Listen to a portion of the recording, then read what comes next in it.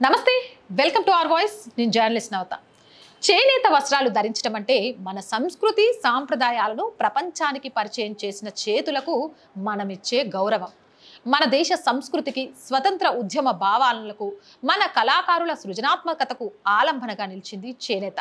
జాతీయ చేనేత దినోత్సవం మొన్నే జరిగింది. చేనేత కళాకారులందరికీ కూడా హృదయపూర్వక శుభాకాంక్షలు. ఆలస్యంగా క్షమించాలి.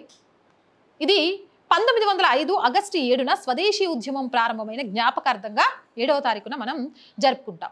భారతదేశ స్వతంత్ర పోరాటంలో ప్రతిఘటన రూపంగా స్వదేశీ పరిశ్రమలను, ముఖ్యంగా చేనేత వస్త్రాలను ప్రోత్సహించింది. 2015లో భారత ప్రభుత్వం ప్రతి సంవత్సరం ఆగస్టు 7వ తేదీని జాతీయ చేనేత దినోత్సవంగా ప్రకటించాలని నిర్ణయించింది. మొదట జాతీయ చేనేత దినోత్సవాన్ని 2015 ఆగస్టు 7న చెన్నైలో ప్రధానమంత్రి నరేంద్ర మోదీ ప్రారంభించారు. పోగును వస్త్రంగా మలిచి మనిషి మానాన్ని కాపాడేది చేనేత వృత్తి.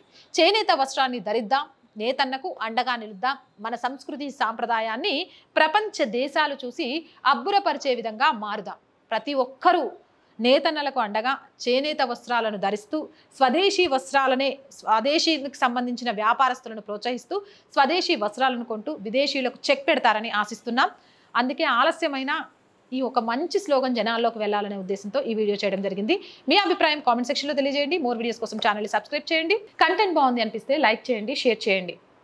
అండ్ ఆర్ వాయిస్ పొలిటికల్ రెండు కూడా మన ఛానల్సే అండి. Please subscribe our channels. And మీరు చేసే ఒక లైక్, ఒక షేర్ ద్వారా మన ఛానల్ మొత్తం వైరల్గా మారుతుంది. ఆర్థికంగా ఆర్ వాయిస్ని నడిపించే బాధ్యత కొంతకాలం వరకు మీదే.